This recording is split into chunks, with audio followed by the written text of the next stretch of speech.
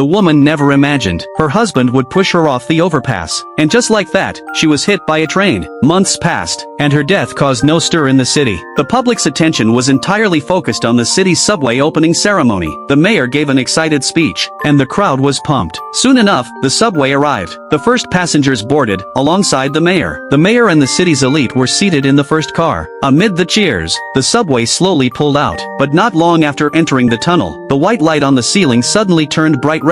The next thing anyone knew, a figure in white appeared in front of the train. The driver snapped awake, slammed the brakes, but it caused the passengers to stumble. In the chaos, something strange happened. 6 people, from different cars, suddenly found themselves in the first car. The driver checked, but there was no sign of anyone being hit. He tried to restart the train, but nothing worked. Just then, Anna, who had unexpectedly appeared in the first car, felt unwell and tried to return to her original car, but the door wouldn't open. The mayor stepped in to help, only to realize that the other cars had mysteriously vanished. As the mayor stood in shock, the train, now with no one controlling it, suddenly started again. When Alice looked up, the mayor had disappeared, leaving only a pair of glasses on the floor. The group was now on edge. Just then, Jack walked into the car and dropped a bombshell. The mayor had been killed by a monster. The others thought Jack was insane. But then, Jack pulled out a mysterious artifact. By tilting the artifact, he could predict where the monster was. Watching this bizarre scene unfold, everyone was terrified. Jack explained, everyone in the car had some connection to the monster. That's why they were all gathered in the same car. Without saying a word, the group pointed at one person, the police officer. Alice spoke first, explaining she was just a waitress at a cafe. A few months ago, the officer had questioned her about a case. The victim was a regular at her cafe, and because of her trendy clothing, she had left a strong impression on Alice.